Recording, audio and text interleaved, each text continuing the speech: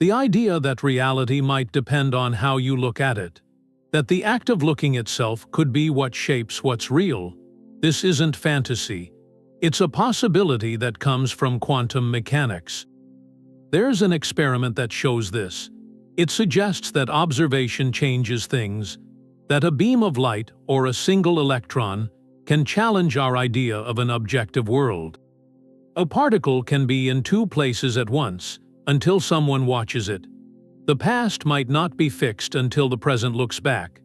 These questions challenge our assumptions about a solid reality, about what we believe is truly real. We have this sense of certainty around us. You throw a ball, it follows an arc. The sun rises at a specific time. You can predict an eclipse centuries from now. That's the world of classical physics, a clockwork world, where everything has a definite place, a definite speed. It feels solid, objective, separate from us. We're just spectators, watching a play that's already written. This idea has a name, local realism. It means objects have their properties, their position, their color, whether anyone's looking or not. The moon is there, even with your eyes closed. That was Einstein's universe, a universe of elegant, deterministic laws. He was troubled by quantum mechanics. He said God does not play dice. For him, and for our daily experience, reality was a fixed stage.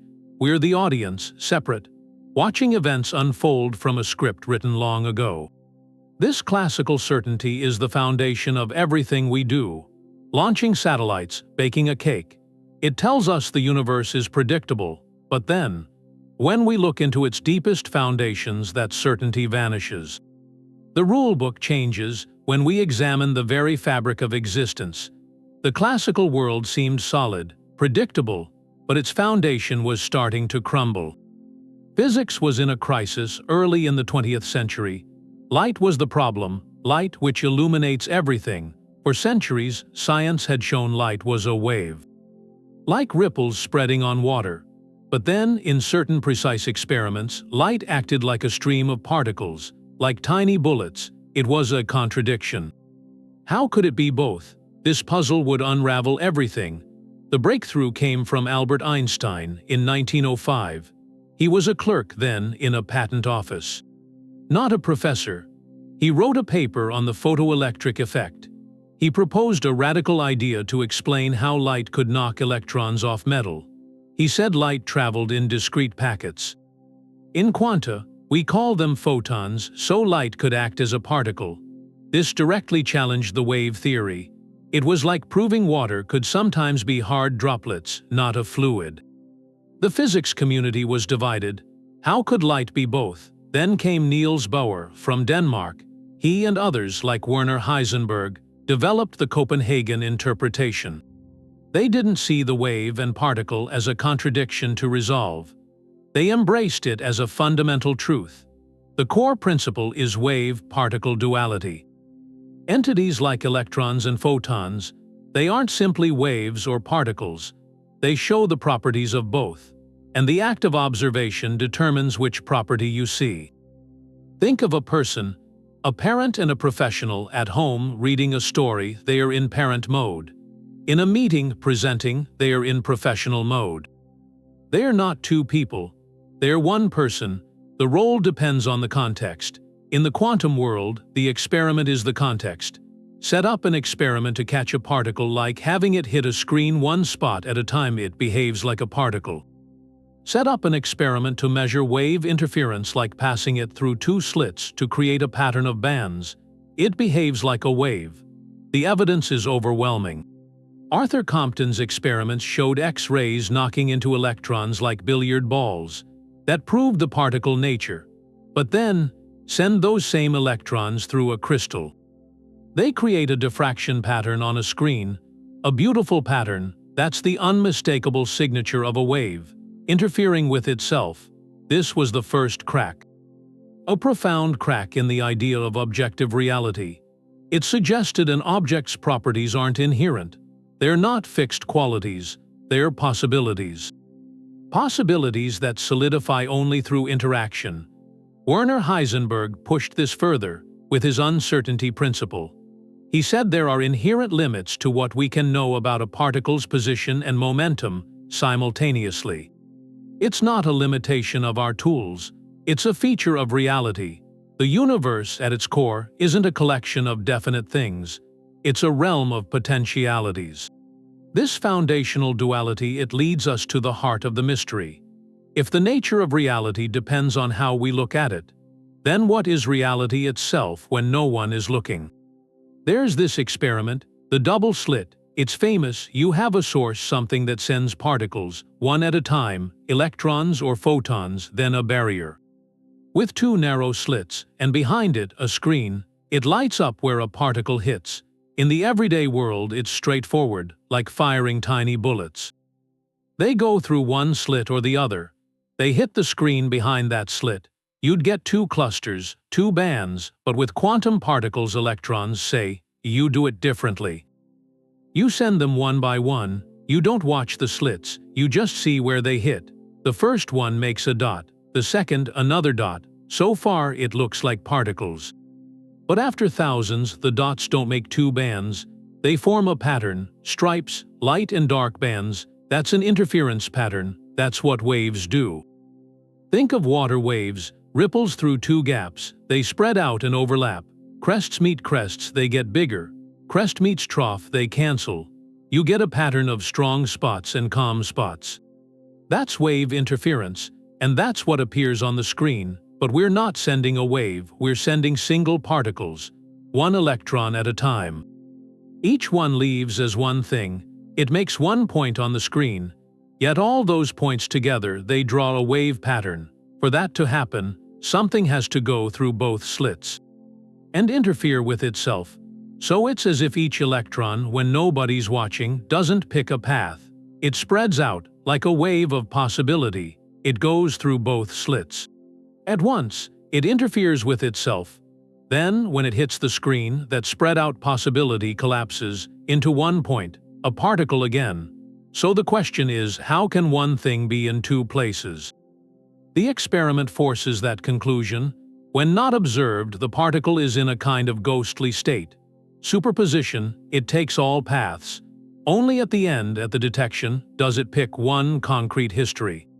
Observation isn't just seeing, it's an action. It shapes what happened, which leads to the next layer, the deeper mystery, what counts as an observer.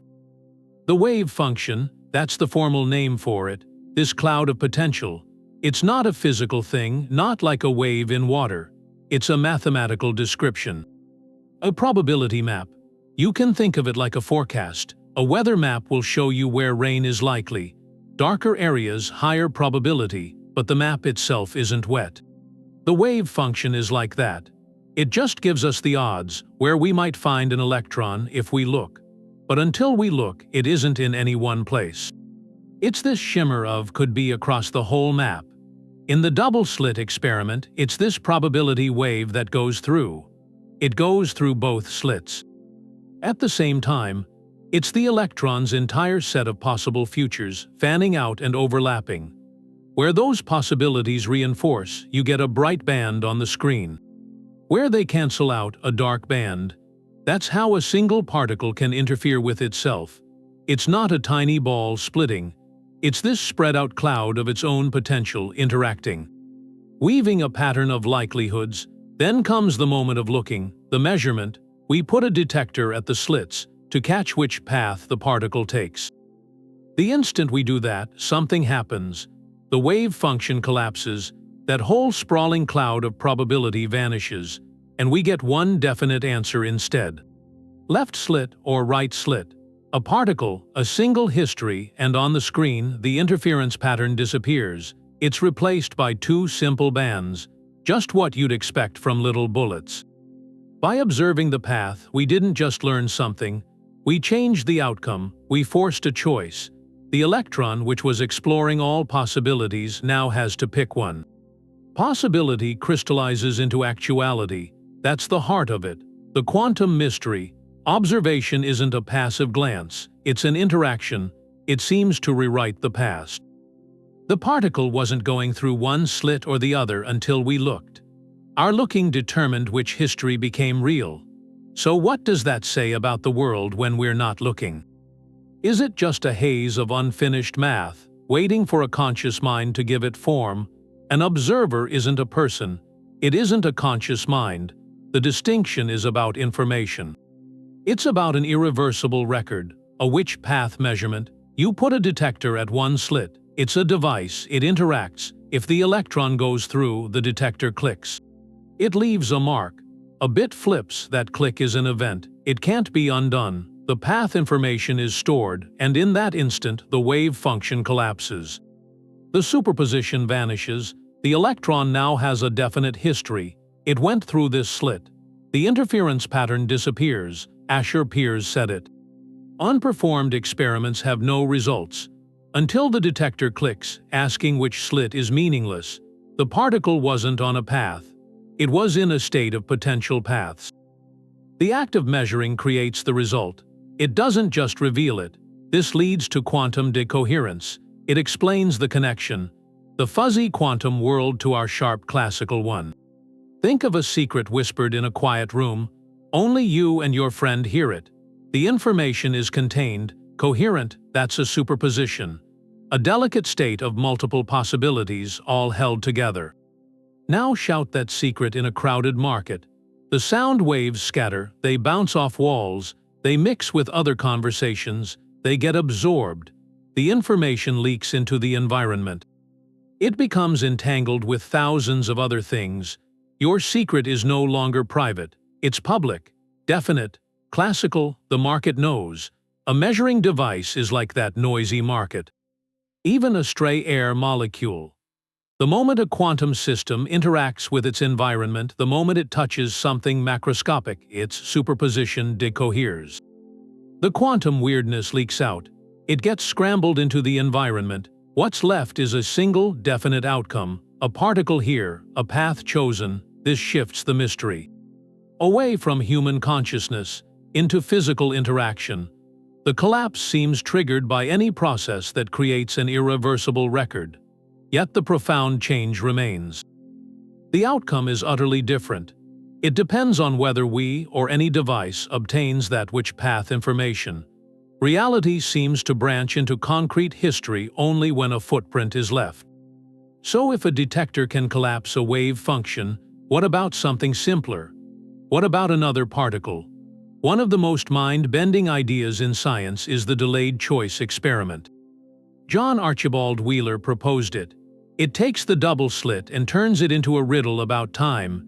You send a photon toward the slits, but you add something new. A pair of special crystals placed after the slits. These crystals can split each photon into two entangled twins. One twin, the signal photon, goes to the main screen. The other, the idler photon, is sent on a long, separate journey, down a different path, toward movable mirrors and detectors. The idler's path holds the answer. It carries the witch slit information about its twin, but that information isn't read yet. It's just encoded there. Now, the signal photon hits the main screen first. It makes a dot. But is that dot part of a particle pattern or a wave pattern? At that moment, we don't know. The pattern hasn't formed. Only after the signal photon is detected, after its fate is sealed, do we make a choice with its twin. We decide what to do with the idler photon. Option 1. We place detectors in the idler path that can tell which slit the original photon came from. We read the witch path information. When we do that, and then look at the main screen, the signal photons build up two simple bands, a particle pattern. It's as if, by learning the path from the idler, we retroactively forced its twin to have gone through one slit. Option 2 is the eraser. We set up the mirrors so the two possible idler paths are recombined. We mix them together. This erases the witch path information. It becomes impossible to tell which slit was used.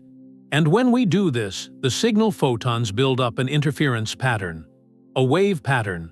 So the decision of what to measure on the idler, a decision made after the signal photon has already hit the screen, determines whether that signal photon behaved as a particle or a wave in the past.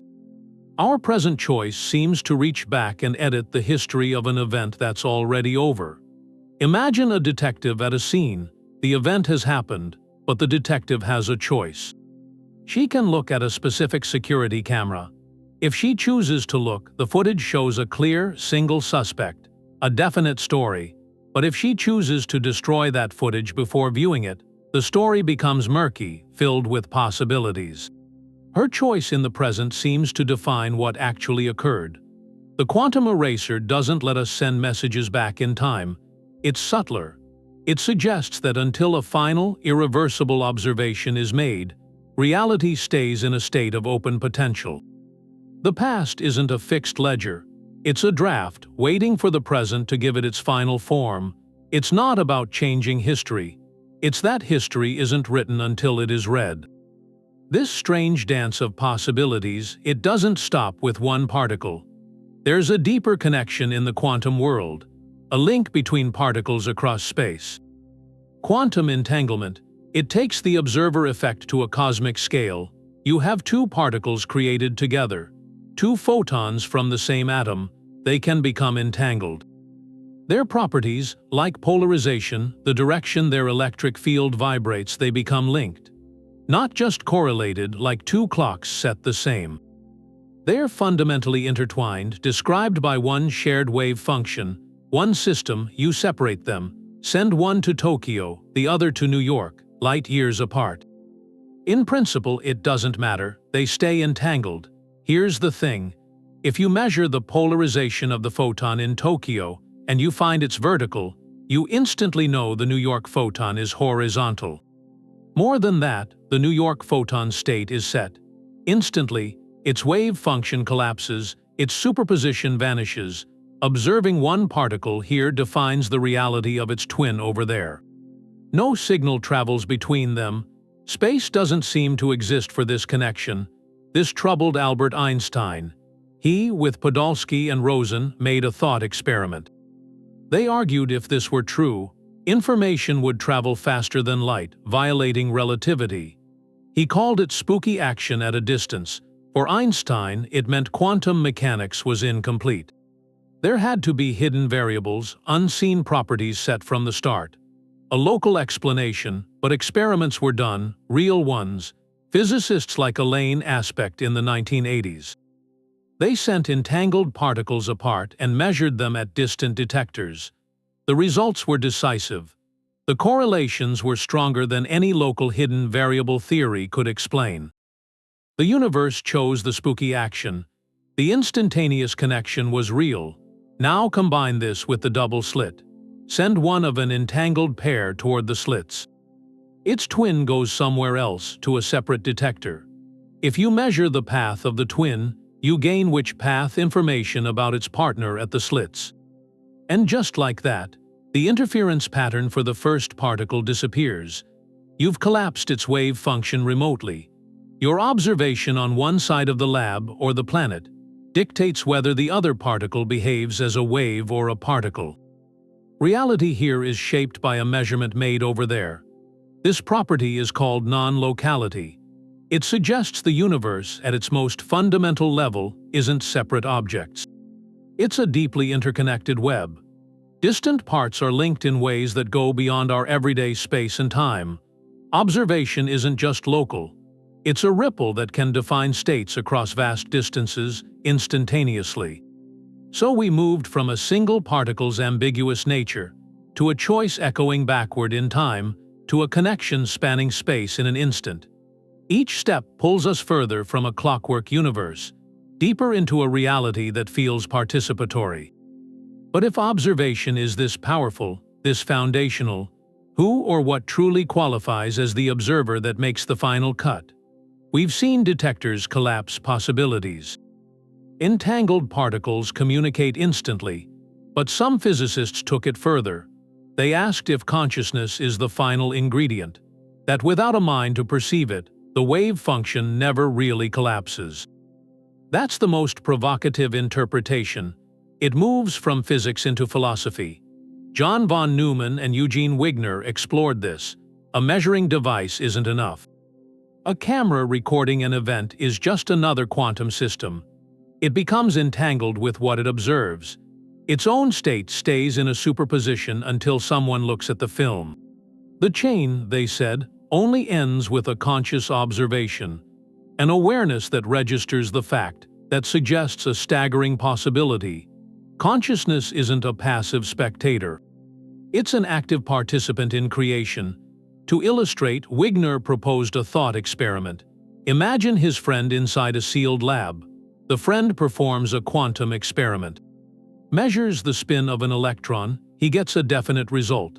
For the friend inside, the wave function has collapsed. The answer is clear, but Wigner is outside. He hasn't seen the result.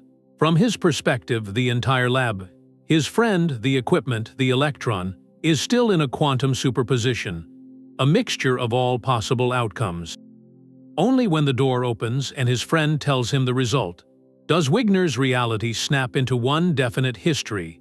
So who is right? When did the collapse actually happen? For the friend, it happened when he looked. For Wigner, it happened later. This paradox asks where the boundary of observation lies. Is it the instrument, the human eye, or the conscious understanding? It echoes an old riddle. If a tree falls in a forest with no one to hear it, does it make a sound? The physics version is more precise. Without an observer to collapse its wave function, does the tree even exist in a definite state? Or is it just a haze of potential trunks and branches? This interpretation is controversial. Most physicists today favor explanations like decoherence, where interaction with the environment does the work, not consciousness. Yet the question lingers, not as settled science but as a philosophical challenge. It asks us to consider our place. Are we merely discovering a universe that exists independently? Or are we, through the act of perception, bringing aspects of it into being? The quantum experiment doesn't give a final answer, but it links the question of reality to the mystery of the mind. There's another way to look at it. A way that doesn't involve that strange collapse at all. It gives a different answer to what happens when we're not looking. That's the many worlds interpretation. A young physicist named Hugh Everett came up with it in the 1950s. His idea was radical. He said the wave function never collapses, it never does. It just keeps evolving, following its mathematical rules perfectly. But if it doesn't collapse, how do we end up with one result? Everett's answer is we don't. We get all of them. At every quantum event, at every moment that seems like a choice, like an electron reaching the double slit. The universe splits, it branches. In one branch, the electron goes left. In another branch, just as real, it goes right. Both histories happen. The whole cosmos divides to make room for each possibility. And the observer divides too. The you in the left slit world sees that result. The you in the right slit world sees the other. Each copy is sure their outcome is the only one. You only experience one timeline, one consistent story. But all of reality contains every timeline the math allows. It's like a choose-your-own-adventure book. All the paths are written down. The story where the hero turns left and finds the treasure is there in the pages. So is the story where she turns right and meets the dragon. When you, the reader, make a choice, you follow one thread. You live one story, but the other stories don't disappear. They're still there in the book, as complete and as real as the one you read. Many Worlds says our universe is that book. We're just reading one page at a time. We don't know about the infinite other chapters being lived by other versions of us. This solves the measurement problem, and it does it cleanly. There's no mysterious collapse caused by consciousness or a detector. Those weird superposition states don't vanish. They just get separated into different branches of reality that don't talk to each other. The interference pattern in the double slit. That comes from a subtle interaction between these branching worlds before they fully split apart. So observation doesn't change one reality. It just selects which branch you, as one copy of the observer, will keep living in. The effect isn't a change in what's real. It's a division of who gets to experience it. The cost for this clean solution is scale. A scale that's almost impossible to imagine. Every quantum event, and there are countless trillions every second, creates new universes. Reality becomes this vast, ever-branching tree of alternate histories, a multiverse where every possibility the quantum laws allow is realized somewhere. It keeps a kind of objective reality. Everything that can happen does happen, but it does that by proposing a cosmos of breathtaking plurality, maybe infinite plurality. It changes the whole journey. It's not a search for one truth anymore. It's an acknowledgement that we're navigating just one thread in an endless tapestry of what is real. But reality could be more like the world we know. The electron might be a tiny, definite thing with a real path, and the wave is just its guide. That's the vision of another interpretation, one that tries to rescue determinism from the quantum fog. It started with Louis de Broglie. He was the one who first said particles like electrons could have wave-like properties, but he went further. He thought the particle was real and the wave was real too. The particle was a distinct object, always having a definite position, riding along on a guiding wave, like a tiny boat on a current. He called it the pilot wave theory. The idea was mostly set aside for decades, until David Bohm revived and expanded it in the 1950s. Now it's known as the de Broglie-Bohm theory. In this picture, the strange duality gets a clear, if unusual, explanation. Take the double-slit experiment. The particle itself is a tiny, point-like object. It really does go through one slit or the other. It has a specific, hidden trajectory, but it's not traveling alone. It's accompanied by a pilot wave. This pilot wave is the wave function. It's a real, physical wave that fills space, and this wave goes through both slits. It interferes with itself on the other side, creating a complex pattern of ripples and troughs. The particle, surfing along this invisible landscape, is guided by it. The pilot wave tells the particle where to go. It pushes the particle toward areas where the wave is strong and away from where it cancels out. So even though each particle takes a single path, the collective guidance of the wave for many particles creates the interference pattern on the screen.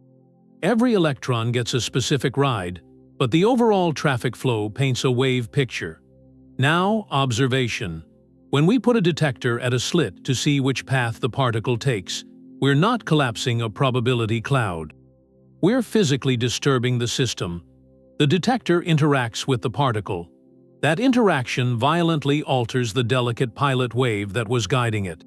It's like trying to watch a surfer from a speedboat that creates its own huge wake.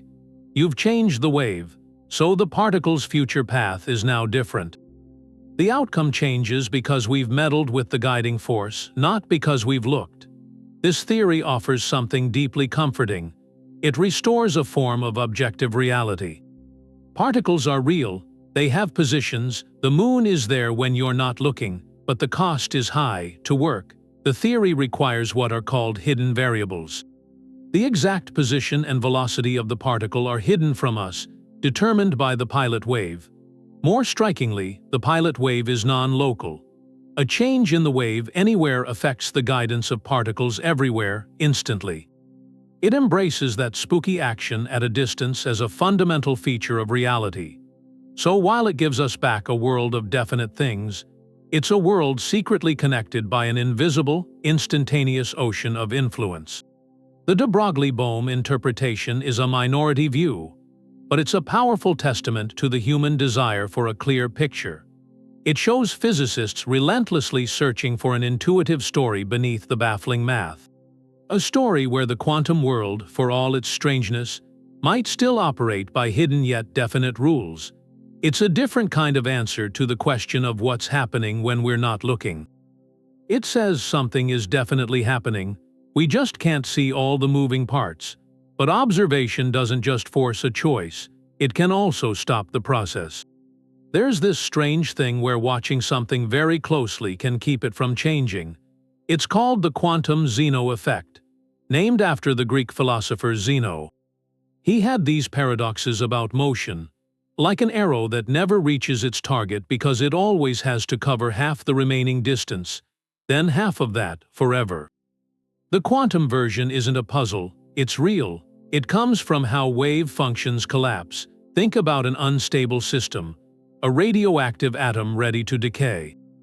Or an atom in an excited state, ready to drop down and emit a photon.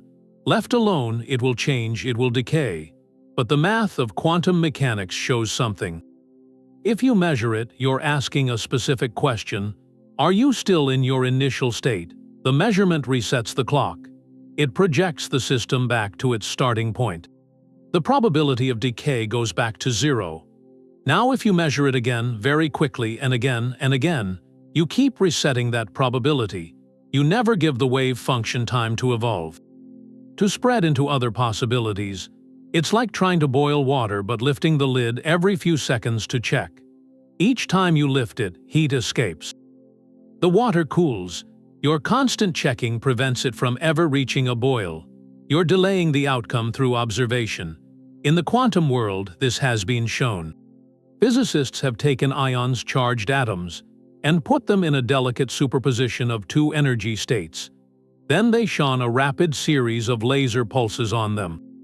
Each pulse acts as a measurement, asking the ion which state it's in. The result was the ion remained frozen in its initial superposition much longer than it naturally would have. Frequent observation inhibited its evolution. It was watched into stability. This isn't magic. It comes from the rules. A single observation causes a collapse. A rapid sequence of observations gives the system no breathing room. It gets pinned down, like a butterfly under glass. The implications are deep, and not just philosophical. For quantum computing, this is a crucial insight. Quantum computers use qubits, which are delicate superpositions. They're easily disturbed by their environment, a process called decoherence, which destroys the quantum information. The quantum Zeno effect suggests a strategy. By making gentle, frequent measurements on a qubit, you might protect its fragile state. You could use observation as a shield to freeze the qubit in the desired configuration and prevent it from decaying into randomness. It turns a problem into a tool. So here the observer's power shows up in another, almost opposite way. Not as a force that makes a potential reality concrete, but as a presence that can hold reality in place. It suggests our interaction with the quantum world isn't a one-time event. It's a relationship, a dialogue, and the frequency and nature of our questions can determine whether things move or stand perfectly still. These quantum rules aren't just a thought experiment. They're a blueprint. The same principles that baffle us, superposition, entanglement, the way observation changes things, they're being engineered now. They're building devices with them. This is where it gets concrete. Take quantum computing. A classical computer uses bits. They're switches, either 0 or 1. A quantum computer uses qubits, and a qubit can be a 0 or a 1, or it can be both at the same time. That's superposition. It's that ghostly potential state.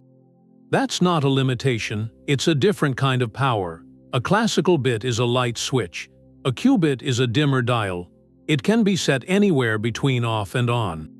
Now, you link two qubits. You entangle them. Their combined states create this whole landscape of possibilities. You can perform calculations across many of those paths at once. But there's a catch. To get an answer, you have to measure, you have to look. That final observation collapses everything. It turns the superpositions into definite zeros and ones. So the whole art of it is in the choreography. You manipulate the qubits, you guide their probability waves, you set up the computation so that when you finally look, the collapsed result is the answer you needed. It's like using the interference pattern to solve a problem, but you only ever see the final dot. The one that gives you the solution, that requires extreme isolation. Any stray observation from the environment, a vibration, a photon, can cause a premature collapse. It ruins the calculation. So these machines are built in ultra-cold vaults. They're shielded. They protect that fragile quantum state right up until the moment you measure. Then there's quantum cryptography, quantum key distribution. This turns the observer effect into a security guard. Say two people, Alice and Bob, want to share a secret key. Alice sends Bob a stream of photons. Each one is in a random quantum state, a specific polarization. Bob measures them. Now, if an eavesdropper, Eve, tries to intercept them, if she tries to measure them to learn the key, she becomes an observer. Her measurement will disturb the photon states, it has to. When Bob gets the photons Eve tampered with, he and Alice can compare a sample of their results. The statistics will show anomalies. There will be noise, signs of someone listening. The act of eavesdropping introduces detectable noise. The security isn't in complex math. It's in a law of physics. You can't observe a quantum system without changing it. Even our most precise clocks are built on this. Atomic clocks, they don't tick with gears. They measure the stable vibrations of atoms, cesium, strontium. These atoms can be in a ground state or an excited state. Scientists use microwaves or lasers. They nudge the atoms into a delicate superposition of both states. Then they observe. They measure the quantum jump as the atoms absorb or emit energy at a precise frequency. That frequency is the heartbeat of the clock. Every GPS satellite, every financial timestamp, every test in physics relies on this process. It's the controlled, repeated observation of a quantum transition. It defines the flow of time.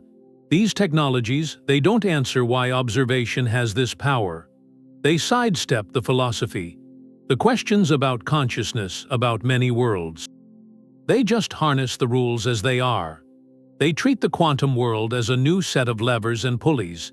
This isn't abstract theory anymore. It's a new engineering paradigm.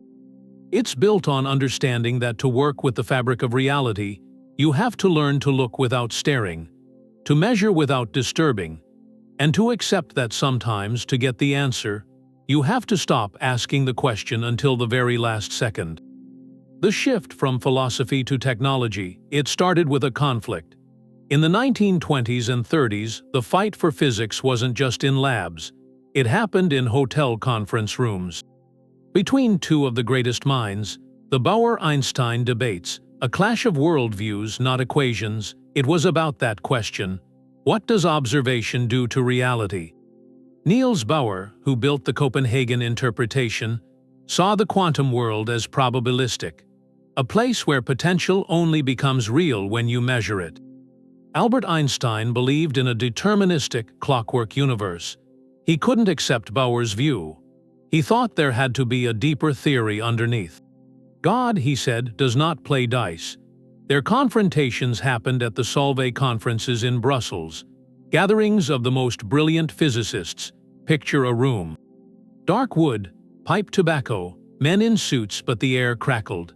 Einstein would arrive with a new thought experiment, a puzzle designed to expose a flaw in Bohr's interpretation. To show quantum mechanics was incomplete, that particles must have definite properties hidden, independent of observation. One famous challenge was the Einstein-Podolsky-Rosen paradox.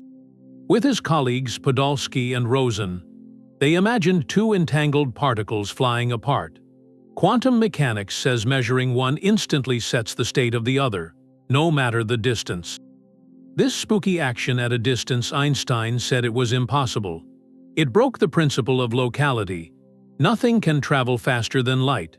So, he concluded, the particles must have had those definite states all along. The theory was missing something. Bohr's response was characteristic. He would listen, seem troubled, then he'd think through the night. By morning, he'd have a meticulous rebuttal. He wouldn't deny the strangeness, he'd reframe the problem. He argued you couldn't separate the entangled particles into independent objects. They were one quantum system, even when apart.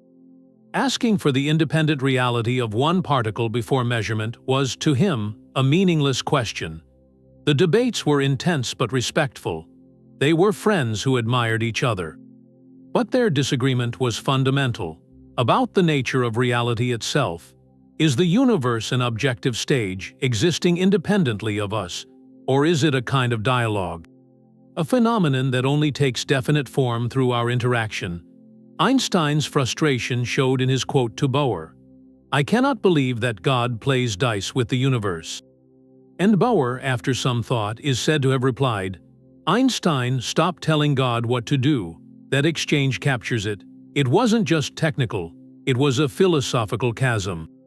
Einstein wanted a universe of certainty, of hidden truths. Bohr accepted a universe of inherent uncertainty, where the act of uncovering is part of the truth. These debates framed every question that came after. They gave us the language: locality versus non-locality, completeness versus incompleteness.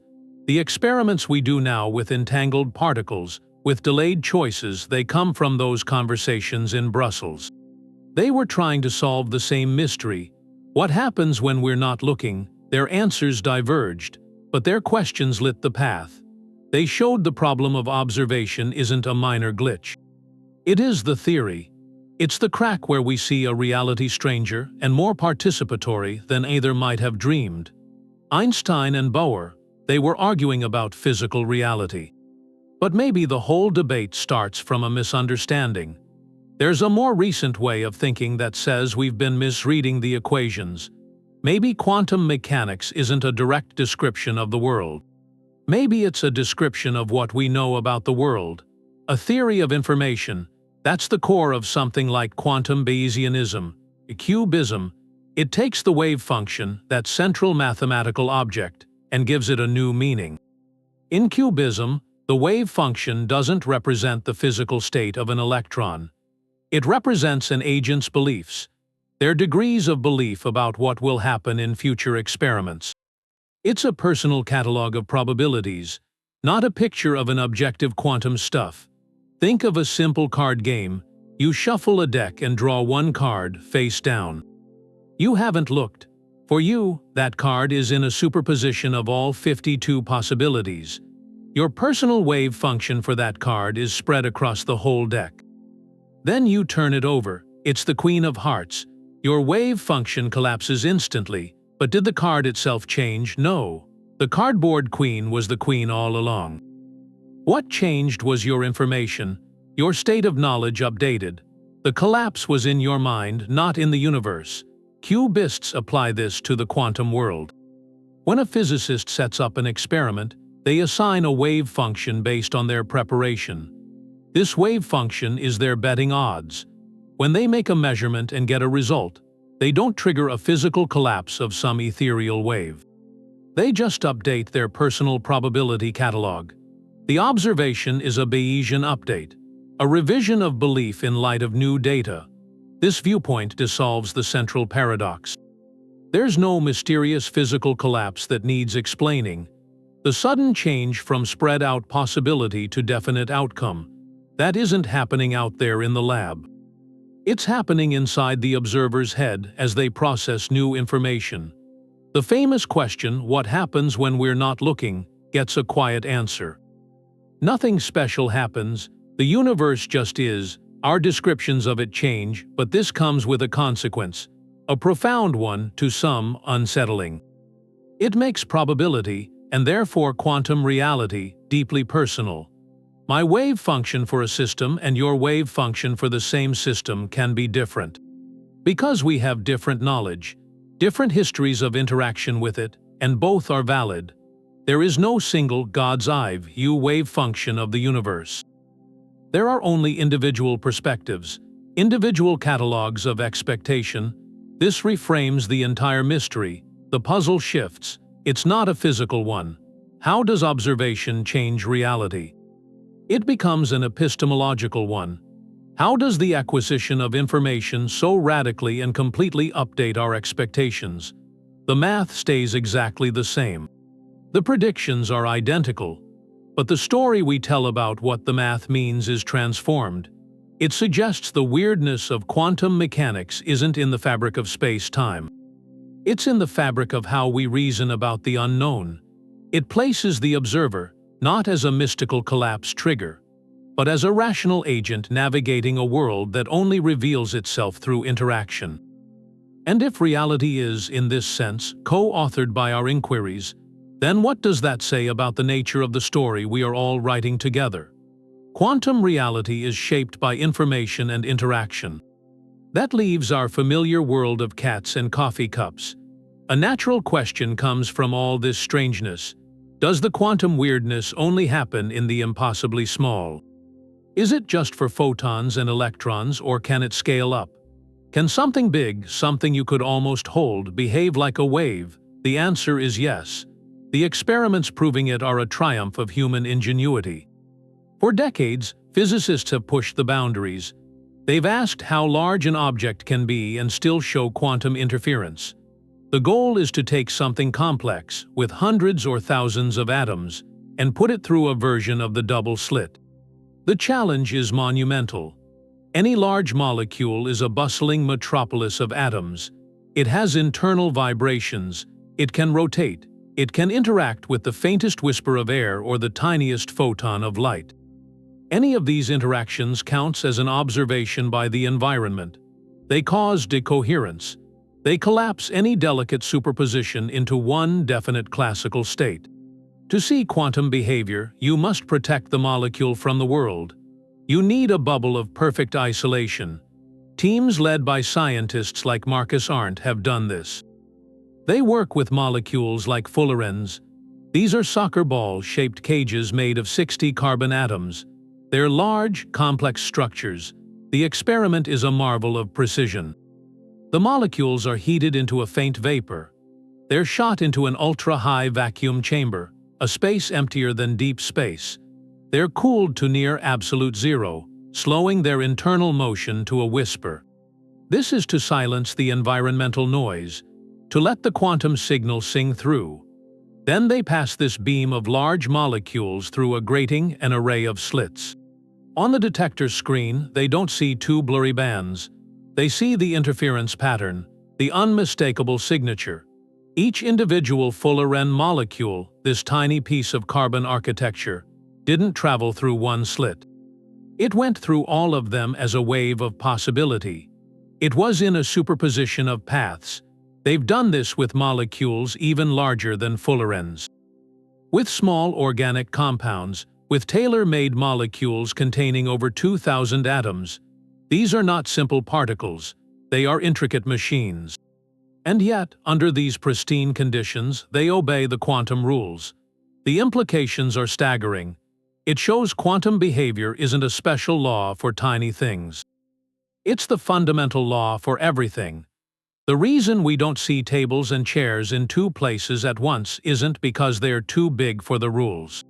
It's because they're too noisy. They're constantly bumping into air, emitting heat, being struck by light.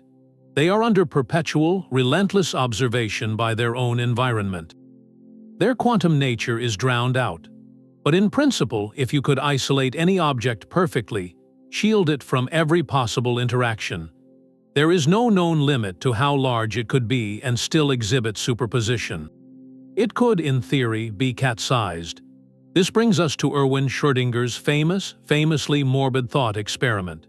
He imagined a cat in a sealed box with a quantum-triggered device that could release poison. According to the Copenhagen interpretation, until the box is opened, the radioactive atom is in a superposition of decayed and not decayed. Therefore, the cat is in a superposition of alive and dead. A grotesque mixture of states. Schrödinger proposed this to highlight what he saw as the absurdity of applying quantum logic to the everyday world. But these new experiments with large molecules change the context. They don't make the cat scenario less strange, but they make it seem less impossible in principle. They blur the line Schrödinger tried to draw. They suggest the line isn't between small and large, or quantum and classical. The line is between isolated and connected, between a system left to its own quantum evolution, and a system that is constantly measured by the world around it. The cat in its box is not isolated, it is breathing, its heart is beating. It is a warm, complex system interacting with itself. It is its own environment. It is observing itself into a single, definite state. The mystery, then, isn't whether a cat can be both alive and dead. The deeper mystery is how, through countless trillions of interactions every second, the definite world we experience emerges so seamlessly from the fuzzy quantum fog beneath. Schrödinger came up with the cat scenario in 1935. It was a critique, a reductio ad absurdum aimed at the Copenhagen interpretation. He was saying, if you follow your quantum rules to the letter, you end up in a ridiculous place. The setup is simple. A cat in a sealed steel chamber. Inside with it, a tiny bit of radioactive material, so small that in 1 hour there's a 50-50 chance one atom decays. If it decays, a Geiger counter clicks, that triggers a relay, a hammer swings, it breaks a flask of hydrocyanic acid.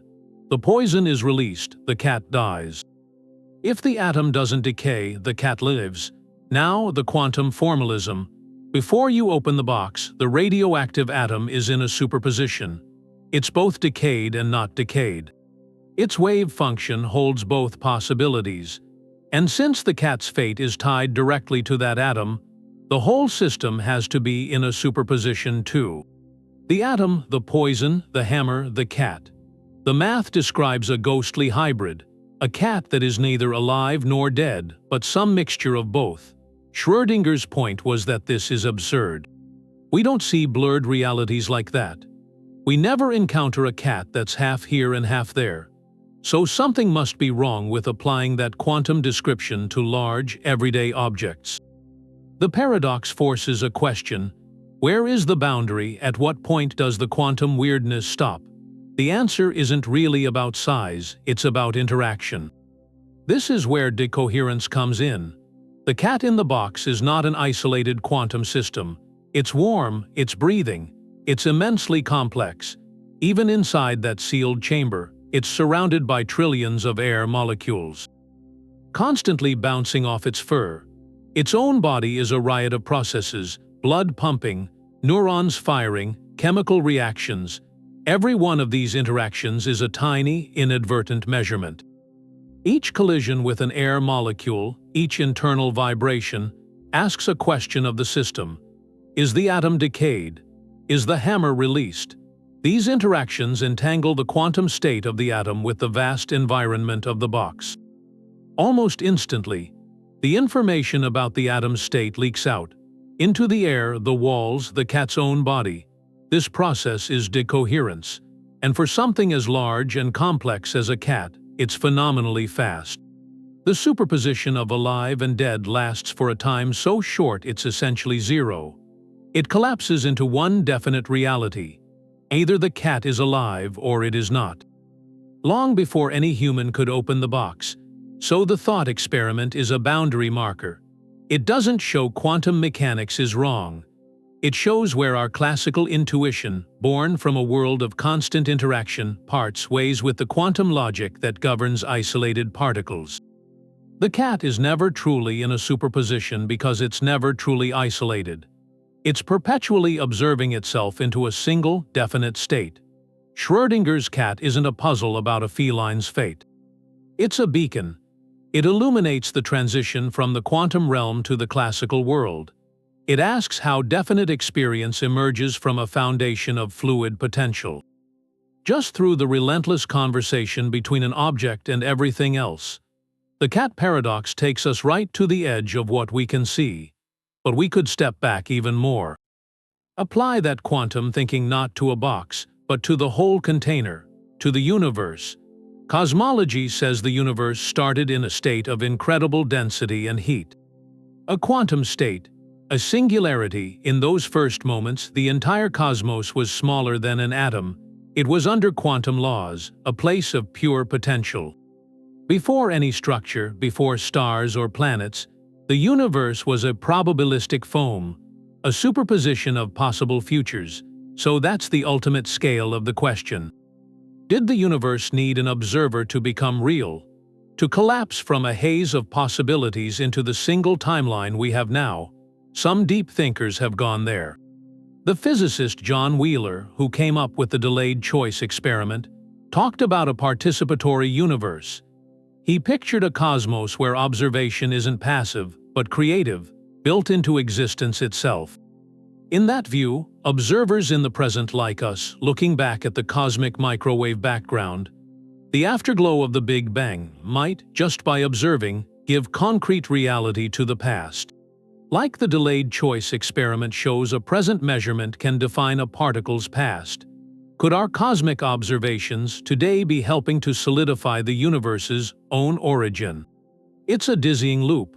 We are made from stardust, products of the universe's evolution. But our act of looking back at that evolution might be part of what makes it definite. This connects to the anthropic principle.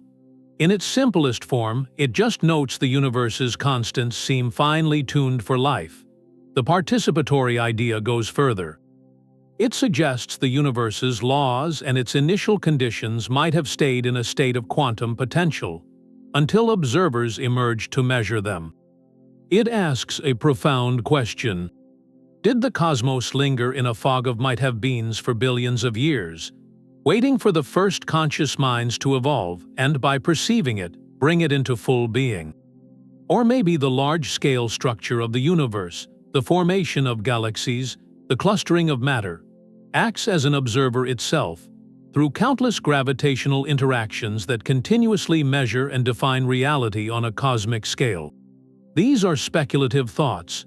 They're at the frontier where physics meets philosophy. They aren't testable in a conventional lab, but they are significant. They show the human drive to connect the dots, to see if the strange rules for the smallest particles have an echo in the grandest story, the origin and fate of everything. They make us confront our place not just as inhabitants, but as potential participants in its very reality. If the quantum world is a dialogue, then maybe the story of the cosmos is one we're still speaking into existence. With every telescope pointed at the sky, with every question we ask, at the center of all this is a stubborn puzzle, the measurement problem. It's the unresolved heart of quantum mechanics. The theory is split. It has two different sets of rules. They don't fit together. The first rule is the Schrödinger equation. It describes a quantum system when it's left alone. The evolution is smooth, deterministic. If you know the wave function now, you can calculate it precisely for the next moment. It's a continuous spreading of possibilities. Like a predictable weather pattern developing, the clouds of probability drift according to a strict law. Then there's the second rule, the rule of measurement. When you observe the system, that smooth evolution stops. Abruptly, the spread-out wave function collapses. It jumps to one specific outcome. This jump isn't smooth. It isn't described by the Schrödinger equation. It's probabilistic. We can only calculate the odds of each result. The theory gives us the probabilities. But it doesn't say how or why this transition happens, from many maybes to one definite thing. It just says upon measurement it does, so we have a perfect rulebook for when the game is playing itself. And the moment we look at the score, the rulebook goes silent. It just says a referee will decide. But who is the referee? What counts as a measurement? The theory doesn't say, is it a conscious mind, a photographic plate, a single atom bumping into another?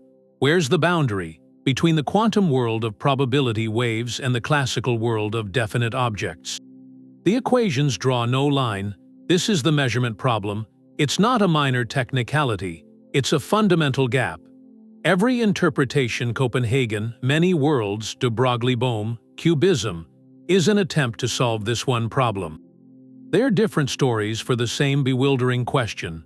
Why does looking at something make it stop being a blend of possibilities and start being a single, solid fact? Copenhagen says the collapse is a fundamental act, a new law of nature that kicks in during observation. Many worlds says there is no collapse. The universe branches and we only follow one branch. De Broglie-Bohm says the particles were always definite, guided by a hidden wave.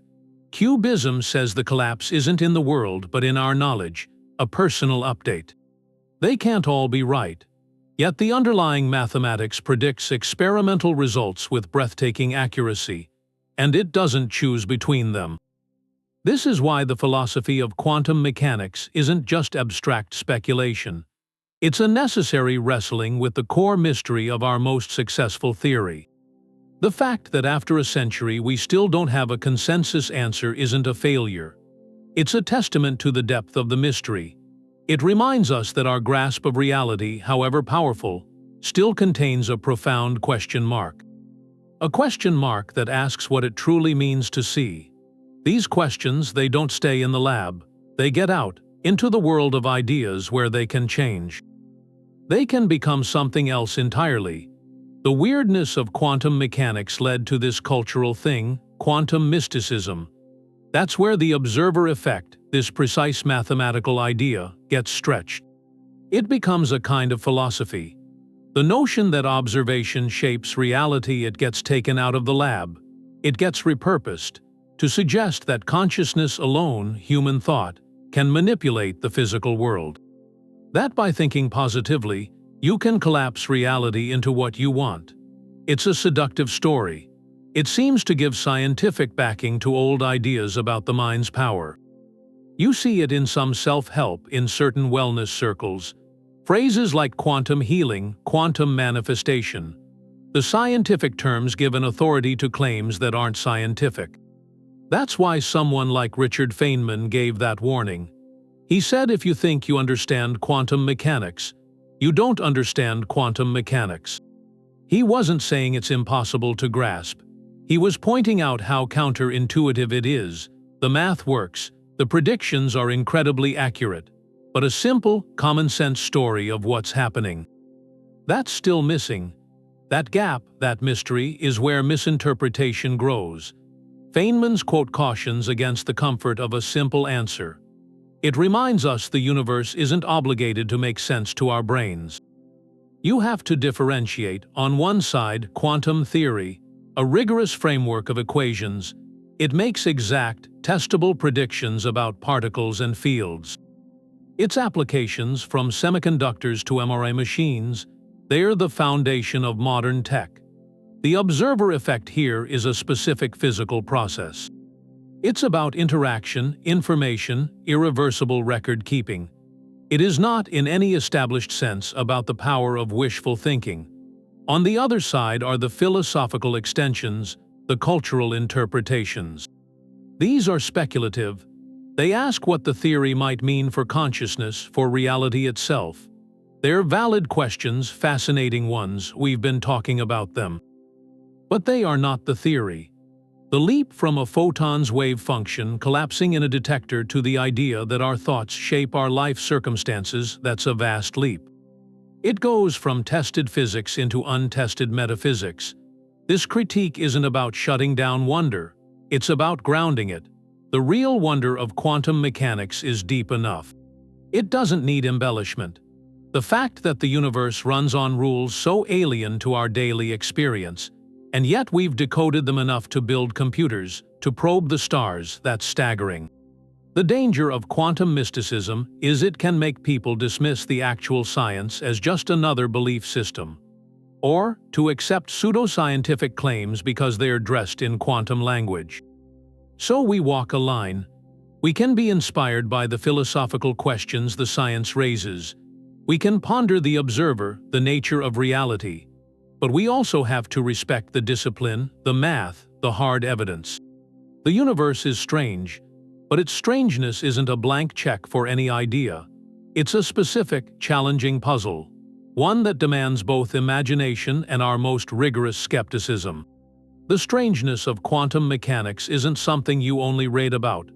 You can actually see it with very simple things. To understand how looking at something changes it, you really have to see it happen. And now you can with a computer. A lot of universities have websites with simulations of the double-slit experiment. They're not just pictures, they use the real math. You can set it up. You can send particles one at a time. You watch the dots appear on the screen. Then you can click a button to turn on a detector to see which slit the thing goes through. And when you do that, the pattern changes. The wave pattern, the bands of light and dark, it just vanishes. You get two clumps, just two bands, that shift, seeing it happen right there, it's different. It turns an idea into something you do. Your choice to look or not to look, it decides what shows up on the screen. It makes the whole thing feel real, or you can use light, a laser pointer, two razor blades held close to make a double slit. In a dark room, you can shine the laser and see the pattern on the wall. The light acts like a wave, it goes through both slits and interferes. You see the stripes, the bright and dark fringes, that's the wave nature right there. Then you think about the quantum part. What if you tried to see which slit each particle of light went through? Doing that exact experiment at home is hard. But seeing that pattern first, the interference, it shows you the behavior. The behavior when you're not watching. There are also videos, documentaries, series like PBS Space-Time, or with physicists like Jim Al-Khalili, Brian Greene. They use graphics to show superposition, entanglement, the delayed choice experiment. They take the math and give it a shape. They walk through the old experiments. It's like having someone show you around, pointing things out. The point isn't just to know it. It's to feel it. These tools, the simulation, they let you move from hearing about it to doing it. When you click in a simulation and the wave function collapses, you get a feeling. A gut feeling. It shows you something, that asking the question, the act of looking, it isn't separate from the answer. It's part of the answer. By trying it even on a screen, you're part of the same conversation. The one that's been going on for 100 years. You start to feel the weight of the observer, not as a theory, but as a switch, a physical switch that changes what's real. They're already planning the next experiments. They want to push the boundary of what we can see, to take quantum behavior out of molecules and put it right into the world we recognize. The goal is to get an object, something you could see with a powerful microscope, into a superposition. Objects like tiny engineered mirrors. These aren't specks. They're small silicon paddles, membranes, visible under magnification. They contain billions of atoms. The plan is to use laser light to cool one of these mirrors down to its quantum ground state. That's a state of minimal vibration. Then, with precise laser pulses, coax it into a superposition, a state where it's vibrating and not vibrating at the same time, where it's in two slightly different positions at once. Detecting that state is the monumental challenge. You'd look for a subtle interference signature. The signature that proves the mirror took all possible paths, not just one. Success there would be a landmark. It would show that quantum weirdness isn't just at the atomic scale. It's the underlying rule, and our classical experience comes from constant interaction. Alongside that work to scale up superposition, other experiments are designed to test collapse itself. One leading idea is called continuous spontaneous localization, CSL. This isn't an interpretation. It's a proposed modification to the quantum equations. The core idea is that wave functions don't need an observer to collapse. They collapse spontaneously on their own, because of a tiny, universal background field. The collapse is random, but it happens faster for larger objects. For a single electron, it would be so rare you'd hardly notice. But for a cat, or even a large molecule, it would happen almost instantly. That would explain why we never see large things in two places at once. Their wave functions are constantly collapsing into definiteness before they can spread out. Experiments now are looking for faint signatures of that process. By monitoring the motion of extremely isolated, cooled objects, physicists hope to see an extra, tiny jitter. A warmth. Something the standard quantum equations don't predict, but CSL does. Finding that signal would be revolutionary. It would mean collapse is a real, physical process woven into spacetime itself. Not a philosophical puzzle about observation. These future efforts share a common purpose. They aim to replace speculation with evidence, to take the deep questions of interpretation. Does the many worlds picture hold? Is there a physical collapse mechanism? And put them under the harsh light of a lab test. The quest to understand what observation does and what reality is when we're not looking remains one of the most profound journeys in science. It's a journey moving from the blackboard to the bench, from philosophy back to physics, driven by the simple, relentless desire to know what is truly there. The quantum world is delicate. Life is warm and full of motion. So the question is, could nature have learned to use those fragile rules? There's a field now, quantum biology, that's asking that. It's looking for signs that evolution has harnessed quantum effects. Things like superposition, entanglement inside living cells. This isn't about observation shaping reality. It's about biology maybe exploiting quantum mechanics for a survival advantage. One of the strongest clues comes from the sky, from how birds navigate across continents. Certain birds, like the European robin, perform incredible feats. They travel thousands of miles with pinpoint accuracy, often on their first journey. They clearly sense Earth's magnetic field. They use it like an internal compass, but for decades, no one could find a biological structure that worked like a traditional compass needle. The leading theory now points to a quantum process in the bird's eyes. The idea centers on a protein called cryptochrome. When light hits this protein, it can start a chemical reaction. That reaction creates a pair of electrons. These two electrons can become quantum entangled. Their spins become linked, and Earth's incredibly weak magnetic field can then influence the spin state of this entangled pair. That influence changes the chemical outcome of the reaction. It's as if the bird's visual system has a quantum sensor. The bird might literally see the magnetic field. A subtle overlay on its vision, a pattern of light or shadow that shifts with direction. Now, the environment inside an eye is warm and wet, conditions that should destroy quantum coherence instantly. Yet the process seems to be protected. It happens faster than decoherence can ruin it. Nature may have found a way to perform a quantum calculation before the surrounding noise erases it. Another example is at the foundation of life's energy. In photosynthesis, plants and some bacteria capture sunlight and convert it into chemical energy with astonishing efficiency. The energy from a captured photon needs to travel through a forest of chlorophyll molecules. It needs to reach a reaction center where it can be used. Classically, you'd expect this to be a random walk, a haphazard bouncing that loses a lot of energy as heat, but experiments suggest the journey might be quantum-assisted. The energy doesn't hop randomly. It may exist in a superposition, exploring multiple pathways through the molecular network at once. It can take the most efficient route. Like finding the quickest way through a maze by trying all paths simultaneously before settling on the best one. This process, quantum coherence, appears to last for remarkably long timescales in a living, vibrating cell. These discoveries are transformative. They bridge a gap between the abstract, cold quantum realm and the bustling, warm world of biology. They suggest quantum mechanics isn't just the physics of the isolated and the microscopic. It might be a toolkit that life itself has learned to use, operating in the noisy, complex environment of a living organism. This doesn't mean birds are consciously collapsing wave functions, or plants are making quantum observations. It means the line between the quantum and classical worlds may be porous, with biology finding ingenious ways to dance on that boundary. The search is just beginning. It hints that the rules governing the smallest particles might also be quietly woven into the fabric of being itself. This dance between the knower and the known.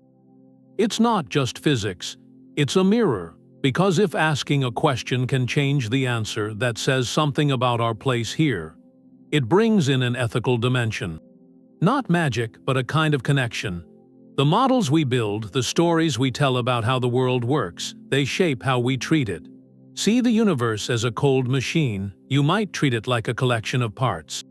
But see it as a participatory system, where to observe is to engage, and the relationship changes. The quantum observation effect, without the mysticism, teaches humility. Our perspective isn't a perfect window. It's an active part of the system. We aren't separate spectators, we're entangled, we're participants, so it changes your view of certainty. The classical world promised objectivity, one true story just waiting. Quantum mechanics suggests the story is co-authored. Our questions help write the chapters. That doesn't mean anything goes. The laws are strict. The probabilities are precise. But it does mean the crisp reality we experience comes from a constant conversation. A dynamic one. Does that bring a sense of connection, that we're woven into existence more intimately than we thought? Or does it bring isolation, knowing our grasp of what's real is forever partial? filtered through our own interaction. There's no single, comfortable answer to that. Maybe that's the point. The value is in sitting with the discomfort. Letting the mystery remain, not as a failure but as an invitation. That discomfort is where growth happens, scientific and philosophical. It pushes us to ask better questions, to build better experiments, to live with more wonder and less arrogance about what we know. The universe isn't a puzzle to be solved. It's a conversation to be joined. And we've only just started to speak. The beauty here is in precision, not vagueness. To really get what the quantum world is saying, you have to be clear about what it isn't. There are a few ideas that can get in the way. They can turn something profound into something confusing. So let's take them one by one. First, the big one. Observation. In quantum mechanics, observation doesn't mean a conscious mind looking at something. In the standard interpretation, the one physicists use, an observation is any irreversible interaction that records information. It's a particle hitting a detector. It's getting scattered by an air molecule. It's when it becomes entangled with a bigger system. The click of a Geiger counter is an observation. A photographic plate darkening is an observation. These are physical processes. The role of consciousness is a philosophical question, sure. But the day-to-day science of quantum mechanics works without it. The collapse happens when information leaks into the environment, not necessarily when a person becomes aware. Second, this isn't a license for manifesting your desires through thought. Quantum mechanics is a precise mathematical framework. It has strict, testable rules. It gives us probabilities, not certainties, and those probabilities come from equations, not wishes. The leap from a photon in a lab to the idea that positive thinking reshapes your reality, that's a vast leap. It's unsupported by the theory. The real power of quantum mechanics is in its predictive accuracy for physical systems. That's what gave us lasers, semiconductors, not a blueprint for personal wish fulfillment. Third, Heisenberg's uncertainty principle. It's often misunderstood. It's not about the clumsiness of our tools, like we just need better microscopes. It describes a fundamental limit built into reality. For a particle, certain pairs of properties are linked. Position and momentum. The more precisely you pin down one, the more wildly uncertain the other becomes. It's not that we disturb the particle by looking. It's that the particle doesn't possess a perfectly defined position and a perfectly defined momentum at the same instant. That's a property of the quantum world itself. Fourth, when we say a particle acts like a wave, we're not talking about a physical ripple. Not like water or sound. The quantum wave is an abstract probability wave. It's a mathematical description. It tells us where we're likely to find the particle. It guides the odds. This wave can interfere with itself, which creates the patterns we see. But you can't splash in it. It's a map of potential, not a substance. Clearing this away isn't about limiting wonder, it's about focusing it. By understanding what the theory actually says, and what it deliberately doesn't say, you ground your awe in something real. You trade fuzzy speculation for a clearer picture. A universe that's strange enough on its own terms without embellishment. That clarity is the foundation. It lets you ask the next question. If this is how the world works at the smallest scales, what does it mean for the biggest picture of all? The greatest gift from the universe might be the questions we can't answer. For about 100 years now, the paradox of quantum observation, it hasn't been a problem to solve and put away. It's been a question that's alive.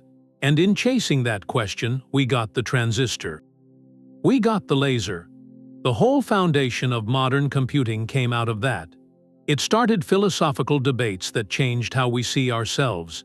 It gave artists and writers and filmmakers a new way to explore what reality even is. This one stubborn mystery has been an engine, not for frustration but for human creativity. Oppenheimer talked about this. He said there can't be any barriers to asking questions.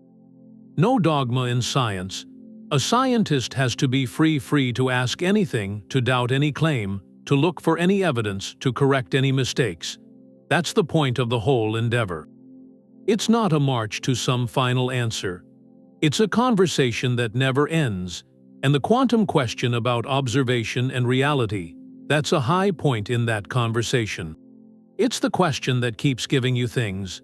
Every answer we propose, like Copenhagen or many worlds or de Broglie-Bohm, it's not an ending. It's a new set of questions. A whole new landscape to walk into. You shouldn't think of it as a broken puzzle. Think of it as a symphony that's still being written. What we've heard so far is already beautiful. There's the melody of superposition, the harmony of entanglement, the rhythm of the uncertainty principle. We can listen to what's been composed and feel that awe. And the parts that aren't finished yet, the chords that haven't resolved, they're not an error. They're a promise of movements we haven't even heard. That changes how you see it. It makes you fall in love with the process itself, with the asking, with the not knowing. We want certainty, we want solid ground under our feet, a final answer. But the quantum world, maybe reality itself, pushes back against that finality. It asks us to live with the uncertainty, to see it not as something that makes you anxious, but as the source of wonder. That's where curiosity lives. That's where the next big question comes from. Where a student, confused by a double-slit experiment, might have the thought that pushes everything forward another step. To accept this mystery is to join that journey, the oldest one we have, trying to understand our place in a cosmos that's so much stranger and so much more interesting than we ever thought when we first looked up. The video ends, but the ideas don't. If you're curious, there are places to go. You could start with a book. Leonard Susskind wrote one called Quantum Mechanics, the Theoretical Minimum. It builds things from the ground up. It's clear, it focuses on concepts, not heavy math. Or there's John Gribben's book, In Search of Schrödinger's Cat. That one tells the story, the history and the science together. The people and the puzzles. These books give you a map. They show you the territory. You can also look at the work happening now. Research. Places like the Max Planck Institute for Quantum Optics. The Perimeter Institute for Theoretical Physics. They share breakthroughs. They put lectures online. For something more structured, there are university courses. Free materials, MIT OpenCourseWare, edX, full lecture series from physicists. You can hear them explain things in their own words that can turn a confusing idea into something clear. And you don't have to do this alone. The questions, they get better in conversation. Find other people, online forums, subreddits about physics, quantum foundations. There are amateurs and experts there. They debate interpretations, they talk about new papers. Discord servers too, real-time chat, study groups, a place to ask questions. In these spaces, your confusion isn't just yours, it's shared. Your insights are welcome. That collective effort, it's human. It's driven by wonder. This dialogue, it's how science works. Vague notions become testable theories. Solitary confusion becomes shared understanding. Your engagement matters, your questions, your perspective. Whether you pick up a book, watch a lecture, join a discussion, you're continuing a conversation. It started a century ago in quiet rooms. You're adding your voice to the story of how we try to understand the universe. And if reality is participatory, then your curiosity isn't passive. It's an act, it's participation. We started with a clockwork universe, predictable arcs, certainties, and we end in a realm of probability, where the act of seeing seems to weave the fabric of what is. From Newton's solid mechanics to the ghostly interference of a single electron, that line of inquiry leads not to a firm answer, but to a question, a profound and beautiful question. The double slit is a humble gate, a simple arrangement of barriers and light, and it opens onto a vista stranger than any fiction. It shows us a cosmos where particles are also waves. Where being in two places at once isn't magic, it's mathematics. Where the past may wait for the present to give it its final form. The central revelation is this: possibility only crystallizes into fact upon interaction. To observe is not merely to witness, it's to engage in a kind of creation. The moon may be there when we close our eyes. But the quantum foundations of that moon, and of everything else, suggest a reality that is conversational, a dialogue between the seer and the seen. We've explored the maps for this territory, the idea that consciousness is the final observer, the vision of endless branching worlds where every possibility is realized, the picture of definite particles surfing on invisible pilot waves. Each interpretation is a different story for the same mathematics, the same breathtaking mathematics. None have claimed a final victory. The mystery of quantum observation endures, not as a flaw in our knowledge but as its deepest well. Richard Feynman helped chart this landscape. He put it with force: nature isn't classical, damn it, and if you want to make a simulation of nature, you'd better make it quantum mechanical. His frustration was a beacon.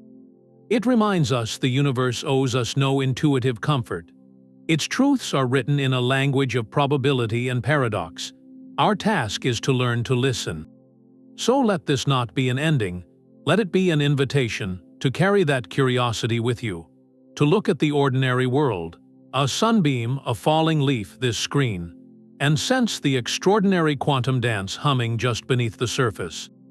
If this exploration has shifted something in how you see reality, even a little, we'd love to hear your thoughts. Share them in the comments. If you want to join more journeys to the edges of understanding, consider subscribing. And above all, keep looking, keep asking, because as we've learned in this strange and wonderful universe, looking might just be the most important part of all.